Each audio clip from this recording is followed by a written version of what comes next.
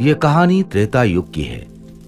किसी कारणवश अयोध्या के राजा दशरथ को अपने सबसे बड़े पुत्र राम को 14 वर्ष के वनवास पर भेजना पड़ा। राम, मैं तुम्हें 14 वर्ष के वनवास पर भेजता हूं। जैसी आपकी आज्ञा पिताजी, मैं शीघ्र ही वनवास के लिए चला जाऊंगा। लेकिन उनकी पत्नी सीता उनके बगैर अकेली नहीं रह सकती थी, इसलिए उन्होंने राजा दशरथ से कहा, पिताजी, जब मेरे पति ही नहीं होंगे तो मैं इस महल में रहकर क्या करूंगी? कृपया मुझे भी इनके साथ वनवास जाने की अनुमति दीजिए। और फिर लक्ष्मण ने भी कहा, पिताजी, मुझे भी भैया राम के साथ जाने की अनुमति दीजिए, क्योंकि राम के बिना लक्ष्मण कुछ भी नहीं है। सीता और लक्ष्मण की विनती सुनकर राजा दशरथ ने कहा, समय मुझे तो मेरे राम से दूर कर रहा है, किंतु मैं तुम्हें तुम्हारे प्रिय राम से दूर नहीं कर सकूंगा। इसलिए मैं तुम्हें राम के साथ जाने की अनुमति देता हूं। कुछ दिनों पश्चात राजा दशरथ से अनुमति पाकर राम, सीता और लक्ष्मण के साथ वनवास के लिए चले गए। वो तीनों वन में कुटिया बनाकर रहने लगे। सब कुछ सही चल रहा था। फिर एक दिन शूर्पणखा नाम की राक्षसी वहां से गुजर रही थी। तभी उसने राम और लक्ष्मण को देखा और सोचने लगी, ये दोनों तो अत्यधिक सुंदर हैं और बहुत बलशाली भी ज्ञात होते हैं। मैं इनमें से ही किसी एक से विवाह करूंगी। ये सोचकर उसने अपनी राक्षसी शक्तियों से एक सुंदर स्त्री का रूप धारण किया और वो राम लक्ष्मण के पास गई। पहले वो राम के पास गई और बोली, हे तेजस्वी युवक, मैं आपके रूप और सौंदर्य से बहुत प्रभावित हूँ और आपसे विवाह करना चाहती हूँ। किंतु मेरा विवाह तो हो चुका है और मेरी पत्नी भी मेरे साथ है। तुम विवाह का प्रस्ताव मेरे अनुज लक्ष्मण के पास ले जा सकती हो। वो इस वन में अकेला है। राम के विवाह से इनकार करने पर शूर्पणखा को बुरा तो बहुत लगा, लेकिन फिर उसने लक्ष्मण को देखा और सोचने लगी, इस युवक ने विवाह से इनकार कर दिया तो क्या हुआ? इसका भाई लक्ष्मण भी इसी की तरह दिखता है। मैं लक्ष्मण से ही विवाह करूंगी। ये सोचकर वो लक्ष्मण के पास गई। हे तेजस्वी युवक, मैं आपके सौंदर्य से बहुत प्रभावित हूँ और आपसे विवाह करना चाहती हूँ। मेरा विवाह हो चुका है, इसलिए मैं तुमसे विवाह नहीं कर सकता। किंतु आप इस वन में अकेले हैं और आपको मुझ जैसी सुंदर स्त्री से विवाह करने से इनकार नहीं करना चाहिए। किंतु मैं तुमसे विवाह नहीं करना चाहता। क्यों? क्या आपको मेरा रूप पसंद नहीं आया? ऐसा रूप देखकर तो देवराज इंद्र का भी मन पिघल जाए, तो आपका मन कैसे नहीं पिघला? शूर्पणखा की चिकनी चुपड़ी बातें सुनकर लक्ष्मण को क्रोध आ गया और उसने शूर्पणखा के नाक कान काट दिए। नाक कान कटते ही शूर्पणखा अपने राक्षसी रूप में आ गई।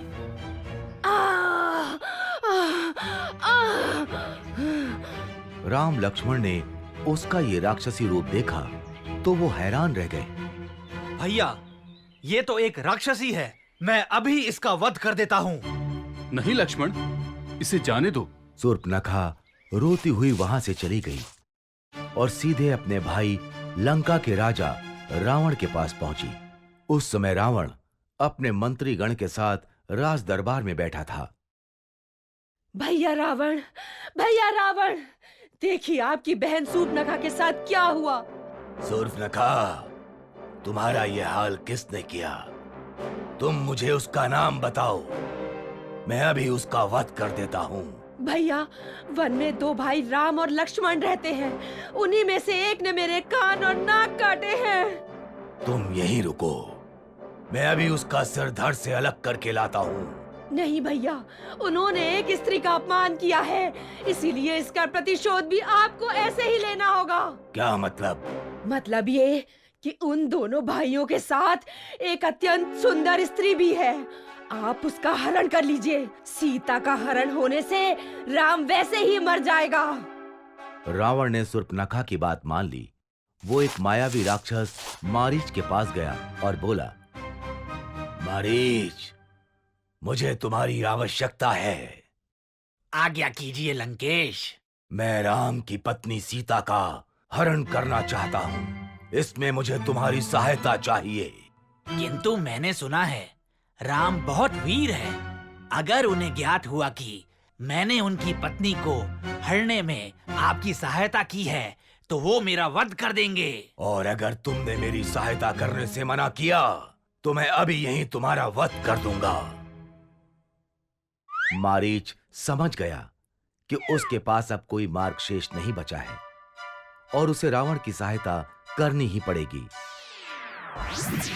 वो दोनों वन पहुंचे। वहां रावण की तरकीब के अनुसार मारीच ने एक सोने के हिरण का रूप बनाया और वो राम की कुटिया के आसपास टहलने लगा। जल्द ही सीता की नजर उस पर पड़ी। स्वामी, मुझे वो सोने का हिरण चाहिए। ठीक है, मैं अभी उसे तुम्हारे लिए लेकर आता हूँ। ये कहकर राम अपने धनुष बाण के साथ उस हिरण की तरफ चल दिए। भागते भागते बहुत देर हो गई, लेकिन वो हिरण राम के हाथ नहीं आ रहा था। आखिरकार राम ने धनुष पर बाण चढ़ाया और हिरण की तरफ छोड़ दिया। बाण हिरण को जा लगा। बाण लगते ही मारीच अपने असली रूप में आ गया और आवाज बदलकर राम की आवाज में कराहता हुआ चीखने लगा, सीते, लक्ष्मण! लक्ष्मण, लगता है तुम्हारे भैया किसी संकट में हैं। तुम जल्दी जाओ। लक्ष्मण जानते थे कि ये राक्षसों की चाल है, लेकिन वो सीता को मना नहीं कर सकते थे। इसलिए उन्होंने कुटिया के बाहर बाण से लक्ष्मण रेखा बनाई और सीता से बोले, माता जो भी हो, आप इस लक्ष्मण रेखा से बाहर मत आना। और वो आवाज की दिशा की तरफ चल दिए। लक्ष्मण के जाते ही रावण वहां आया और तपस्वी का रूप धारण कर सीता की कुटिया पर पहुंचा।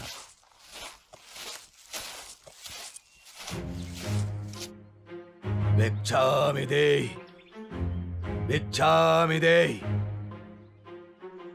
ये लीजिए ऋषिवर, भिक्षा स्वीकार कीजिए। रावण भिक्षा लेने के लिए आगे बढ़ा। तभी उसने लक्ष्मण रेखा को देखा और सीता से कहा, यदि भिक्षा देनी है तो बाहर आओ, नहीं तो ये तपस्वी बिना भिक्षा ग्रहण किए ही तुम्हारे द्वार से लौट जाएगा। सीता किसी तपस्वी को खाली हाथ नहीं जाने दे सकती थी, इसलिए वो लक्ष्मण रेखा से बाहर आईं। उनके ऐसा करते ही रावण ने उन्हें पकड़ लिया और वो अपने असली रूप में आ गया।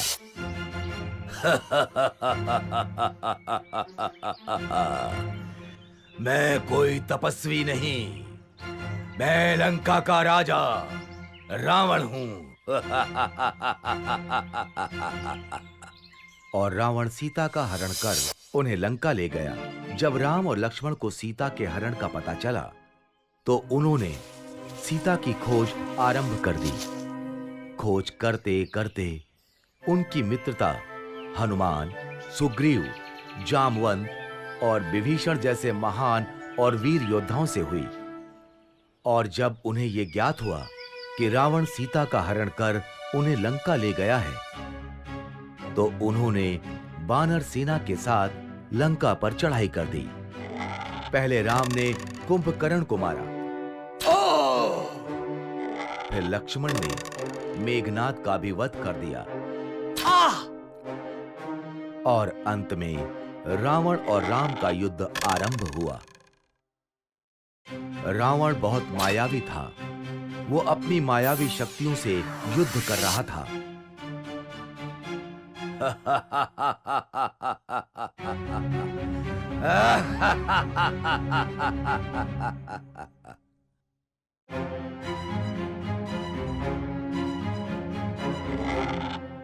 राम के तीर उसे कुछ क्षति नहीं पहुंचा पा रहे थे।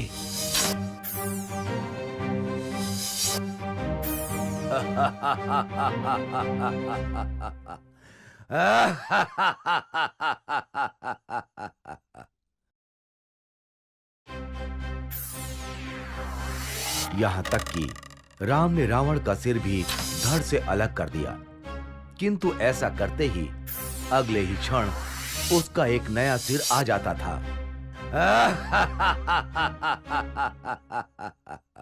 ये रावण मरता क्यों नहीं?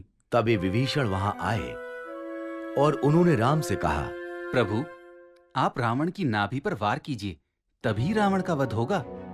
राम समझ गए और उन्होंने धनुष पर बाण चढ़ाकर रावण की तरफ छोड़ दिया। बाण रावण की नाभि पर जा लगा और रावण कराहते हुए धरती पर जा गिरा।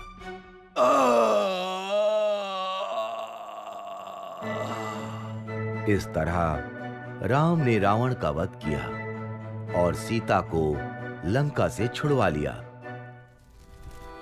जब राम और लक्ष्मण वानर सेना समेत सीता जी की खोज कर रहे थे, उस समय एक ऐसा क्षण आया जब सभी भारत के दक्षिणी तट पर आकर रुक गए। दूर दूर तक फैला समुद्र और उसके अलावा कुछ नहीं दिखाई दे रहा था। तब हनुमान समुद्र के ऊपर से उड़ते हुए सीता को ढूंढने लंका पहुंचे। लंका पहुंचकर वो सीता की तलाश करने लगे। कहाँ है माता सीता? तभी उन्हें अशोक वाटिका दिखाई दी। वो अशोक वाटिका में गए तो उन्होंने देखा कि एक दुखी स्त्री पेड़ के नीचे बैठी है। हो ना हो, यही सीता माता हैं। वो उनके पास गए। उन्हें देखकर सीता डर गई। कौन हो तुम? क्या तुम्हें रावण ने भेजा है? नहीं माता, मुझे प्रभु श्री राम ने भेजा है। मैं रामदूत हनुमान हूँ। नहीं, तुम रामदूत नहीं हो सकते। तुम अवश्य ही रावण के कोई मायावी राक्षस हो और भेष बदल कर आए हो। ये सुनकर हनुमान ने राम की दी अंगूठी सीता जी को दिखाई और बोले, आप मुझे नहीं जानती, किंतु इस अंगूठी को तो पहचानती हैं। ये तो मेरे स्वामी की अंगूठी है। उन्होंने ही मुझे ये अंगूठी आपको देने के लिए कहा था और ये कहलवाया है कि वो जल्द ही आएंगे और आपको यहाँ से मुक्त करवा कर ले जाएंगे। ये चूड़ामणि श्री राम को दे देना और उनसे कहना कि उनकी सीता उनकी प्रतीक्षा कर रही है। चूड़ामणि लेकर हनुमान जी ने सीता जी से कहा, माता, मुझे बहुत भूख लग रही है, इसलिए अगर आपकी आज्ञा हो तो क्या मैं इस वाटिका से कुछ फल खा सकता हूँ? अवश्य हनुमान, तुम जितने चाहो उतने फल खा सकते हो। सीता जी से आज्ञा पाकर हनुमान एक पेड़ से दूसरे पेड़ पर कूदते हुए मीठे फल खाने लगे। ये फल तो बहुत मीठे और रसीले हैं। इस बीच उन्होंने वाटिका के बहुत से वृक्ष उखाड़ दिए। ये देखकर वाटिका की देखरेख करने वाले सैनिक हनुमान को रोकने आए। रुक जाओ वानर, तुम मुझे खाना खाने से रोकते हो? ये कहकर हनुमान ने उन राक्षसों को उठाकर जमीन पर पटक दिया। लंकेश! इसके बाद और भी बहुत से राक्षस हनुमान से युद्ध करने आए, किंतु हनुमान ने एक एक कर उन सभी को धूल चटा दी।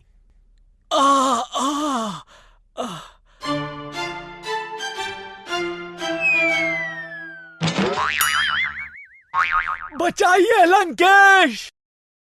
ये सूचना जब लंका के राजा रावण के पास पहुंची तो उसने अपने पुत्र अक्षय से कहा, पुत्र अक्षय, तुम अभी जाओ और उस वानर को पकड़कर मेरे समक्ष लाओ। जो आज्ञा पिताजी। अक्षय राक्षस सेना के साथ वाटिका पहुंचा और हनुमान को ललकारते हुए बोला, लंकेश के पास जाने के लिए तैयार हो जाओ वानर। उससे पहले तुम यमराज के पास जाने के लिए तैयार हो जाओ। ये कहकर हनुमान ने अक्षय को पैरों से पकड़ा और जमीन पर पटक कर उसे मार दिया। जय श्री राम! ये देखकर अक्षय के साथ आए राक्षस डर कर वहां से भाग गए। लंकेश! लंकेश! अपने पुत्र अक्षय की मृत्यु की सूचना सुनकर रावण और भी क्रोधित हो गया। उसने अपने श्रेष्ठ पुत्र मेघनाद से कहा, पुत्र मेघनाथ, उस उदंड वानर को पकड़कर मेरे समक्ष लाओ।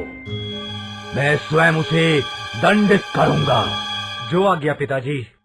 मेघनाथ कुछ राक्षसों के साथ वाटिका पहुंचा। मेघनाथ को देखकर हनुमान सोचने लगे, ये तो कोई बहुत बड़ा योद्धा प्रतीत होता है। अब तो क्या हुआ, मैं भी राम भक्त हनुमान हूँ। ये सोचकर हनुमान ने एक पेड़ उखाड़कर मेघनाथ की तरफ फेंका। जय श्री राम। पेड़ मेघनाथ के ऊपर जा गिरा और वो मूर्छित होकर जमीन पर गिर गया। कुछ देर बाद मेघनाथ उठा और हनुमान से युद्ध करने लगा, किंतु हनुमान बहुत आसानी से उसकी हर माया को काट देते। जय श्री राम। अंत में मेघनाथ ने ब्रह्मास्त्र का आवाहन किया। ओम ब्रह्माय नमः। ब्रह्मास्त्र को देखकर हनुमान सोचने लगे, ये तो ब्रह्मास्त्र है, इसे काटकर मैं ब्रह्मा जी का अपमान नहीं कर सकता। उन्होंने मेघनाथ से कहा, रुको राक्षस, ब्रह्मास्त्र का उपयोग मत करो, मैं तुम्हारे साथ चलने के लिए तैयार हूँ। मेघनाथ ने ब्रह्मास्त्र को लौटा दिया और नागपाश से हनुमान को बांधकर रावण की सभा में ले गया। रावण ने हनुमान से कहा, मूर्ख वानर, तुम कौन हो? तुम्हें किसने भेजा है? मैं रामदूत हनुमान हूँ।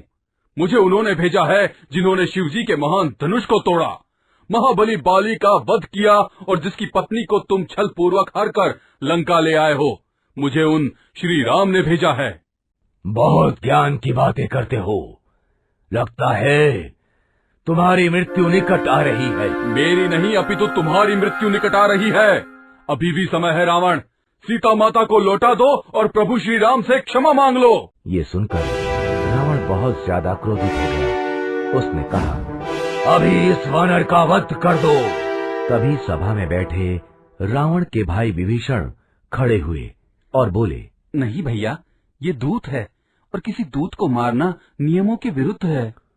इस पर रावण ने सभा में बैठे दूसरे मंत्रियों से पूछा, तो उनमें से एक ने कहा, लंकेश, वानरों को अपनी पूंछ बहुत प्रिय होती है, क्यों ना इसकी पूंछ में आग लगा दी जाए? हाँ, यही सही रहेगा। इससे किसी नियम का उल्लंघन भी नहीं होगा। और फिर रावण ने सैनिकों को आदेश देते हुए कहा, इस वानर की पूंछ पर कपड़ा लपेटकर उसमें तेल डालकर आग लगा दी जाए। राक्षसी सेना हनुमान की पूंछ पर कपड़ा लपेटने लगी। हनुमान अपनी पूंछ को लंबा करते गए। फिर राक्षसी सेना ने हनुमान की पूंछ में आग लगा दी और उन्हें छोड़ दिया। हनुमान वहां से कूदकर बाहर आए। जय श्री राम। और फिर एक महल से दूसरे महल पर कूदते हुए पूरी लंका में आग लगाने लगे। जय श्री राम, जय श्री राम। जल्द ही आग फैल गई और पूरी लंका जलने लगी, किंतु इस आग से सीता की अशोक वाटिका और विभीषण का महल नहीं जले। धीरे धीरे हनुमान की लगाई आग में पूरी लंका राख हो गई। फिर हनुमान ने समुद्र में अपनी पूंछ पर लगी आग बुझाई और श्री राम का नाम लेते हुए वानर सेना की तरफ उड़ गए। जय श्री राम। इस तरह हनुमान ने सीता माता का पता लगाया और रावण की लंका दहन की। दुर्गा पूजा का दिन था। माँ और दादी पूजा की तैयारियां कर रही थी। दादी, दुर्गा माता के इतने हाथ कैसे थे? देखिए माँ जी, फिर शुरू हो गए। अब हम पूजा की तैयारी करें कि इनके सवालों का समाधान? बहू, बच्चे हैं, बच्चे काफी जिज्ञासु होते हैं। तुम अपना काम करो, मैं संभालती हूँ इन्हें। माँ पूजा में मग्न हो जाती है। दादी, दुर्गा माता इतने सारे हाथों से क्या करती थी? बहुत कुछ करती थी। एक हाथ से दुष्ट राक्षसों का वध करती थी, एक हाथ से अपने भक्तों को आशीर्वाद देती थी। एक हाथ से खाना पकाती थी, अपने बच्चों को खिलाती थी, उन्हें सुलाती थी और सहलाती थी। कौन है उनके बच्चे? हम सब दुर्गा माँ के ही तो बच्चे हैं। हम अपनी मम्मी के भी तो बच्चे हैं, फिर मम्मी के 2 हाथ ही कैसे? हमारी मम्मी दुर्गा माँ की तरह क्यों नहीं है? तुम्हारी मम्मी दुर्गा माँ की तरह नहीं हुई तो क्या हुआ? वो तो दुर्गा माँ का ही रूप है। वो कैसे? तुम्हारी मम्मी तुम्हारी रक्षा करती है, तुम्हें खाना खिलाती है, और हमारा होमवर्क भी तो करती है। फिर वो दुर्गा माँ का रूप हुई कि नहीं? हाँ, हमारी मम्मी दुर्गा माँ का रूप ही है। गट्टू, बहुत हुई बातें, अब काम में हाथ बटाओ। जाओ, पूजा के लिए किचन से पानी लेकर आओ। गट्टू भागता हुआ किचन में आता है और नल खोलता है, पर नल से पानी नहीं आता। गट्टू मम्मी के पास आता है। मम्मी, नल से पानी ही नहीं आ रहा। हे भगवान, फिर वही पाइप का प्रॉब्लम। कितनी बार कहा है इनसे प्लम्बर को बुलाइए, पर सुनते कहाँ हैं। अब पूजा कैसे होगी? मुझे ही प्लम्बर को बुलाना होगा। इसके बाद मम्मी प्लम्बर को फोन करती है और कुछ देर बाद प्लम्बर आ जाता है। कहाँ पर प्रॉब्लम है मैम? किचन में। गट्टू, अंकल को किचन दिखाओ। कोई बात नहीं मैम, मैं चला जाऊंगा। ऐसा कहकर प्लम्बर किचन में आता है। प्लम्बर को देखकर मम्मी कुछ सोच में पड़ जाती है। माँ जी, ये प्लम्बर कुछ अजीब नहीं है? गट्टू को किचन में आने से मना कर दिया। जमाना खराब है बहू, किसी का कोई भरोसा नहीं। प्लम्बर थोड़ा अजीब तो मुझे भी लगा। गट्टू, चिंकी, तुम दोनों जाओ और प्लम्बर के पास खड़े रहो, वहाँ से हिलना नहीं। गट्टू और चिंकी किचन में जाकर देखते हैं तो प्लम्बर किचन में नहीं था। तभी गट्टू देखता है कि बेडरूम का दरवाजा खुला हुआ है। लगता है ये कोई चोर है और चोरी करने आया है। चलो बेडरूम में चलकर देखते हैं। गट्टू चिंकी बेडरूम में जाकर देखते हैं तो प्लम्बर अलमारी खोलकर सामान अपनी बैग में भर रहा था। गट्टू जोर से मम्मी को आवाज लगाता है, मम्मी। गट्टू और चिंकी को देखकर प्लम्बर थोड़ा डर जाता है। फिर गट्टू और चिंकी को उठा लेता है। गट्टू और चिंकी चिल्लाने लगते हैं, छोड़ो हमें, छोड़ो मम्मी। तुम्हें छोड़ दूं और खाली हाथ लौट जाऊं? मेरे पिल्लो, तुम ही मेरा शस्त्र हो। अब देखो मैं सारा घर कैसे लूट लेता हूँ। मम्मी और दादी बेडरूम की तरफ भागते हैं और प्लम्बर को देखकर दंग रह जाते हैं। सारे पैसे, जेवर और जो भी कीमती सामान है सब मेरे हवाले कर दो, नहीं तो तुम्हारे बच्चों की खैर नहीं। छोड़ दे उन्हें, नहीं तो अच्छा नहीं होगा। अरे मैडम, सब अच्छा ही होने वाला है। तुम्हारा पति घर पर नहीं है, ये मैं जानता हूँ, इसलिए तो प्लम्बर बनकर आया हूँ। ठीक है, सब बेडरूम में ही हैं, जो चाहे वो ले लो, पर मेरे बच्चों को कुछ ना करना। प्लम्बर चिंकी और गट्टू के समेत बेडरूम का दरवाजा बंद कर लेता है। बहू, ये क्या किया? वो मन मर्जी करेगा और हम डर जाएंगे। नहीं माँ जी, चोर की यही कमजोरी है कि वो हमें कमजोर समझता है। हम उसकी इसी कमजोरी का फायदा उठाएंगे। आप पुलिस को फोन करो, मैं उसे रोकती हूँ। दादी पुलिस को फोन करने भागती है और मम्मी दुर्गा माता का त्रिशूल लाकर बेडरूम के सामने खड़ी हो जाती है। जैसे ही चोर दरवाजा खोलता है, मम्मी का अवतार देखकर वो डर जाता है। ये क्या पागलपन है? मैं तुम्हारे बच्चों को मार दूंगा। तुम्हें जो करना है यही करो, आगे बढ़े तो त्रिशूल से तुम्हारा वध कर दूंगी। मम्मी बचाओ हमें। बच्चों, घबराओ नहीं, ये डरपोक है, कुछ नहीं करेगा। तभी दादी पुलिस और पड़ोसियों के साथ आती है। पुलिस को देखकर चोर बच्चों को छोड़ देता है और पुलिस से कहता है, सर बचाओ, मुझे बचाओ, ये औरत पागल है, मुझे बचा लो सर, मुझे बचा लो। हम बताएंगे तुम्हें असली पागल कौन है, ले जाओ इसे। और हवलदार चोर को लेकर जाते हैं। मैम, दरअसल ये चोर पागल है, प्लम्बर या मैकेनिक बनकर घरों में घुसता है और चोरी करता है। आज आपकी वजह से ये हमारे हाथ लगा है। मैं आपकी हिम्मत की दाद देता हूँ और दुर्गा माँ से प्रार्थना करता हूँ कि आपकी तरह देश की हर औरत साहस और शौर्य दिखाए।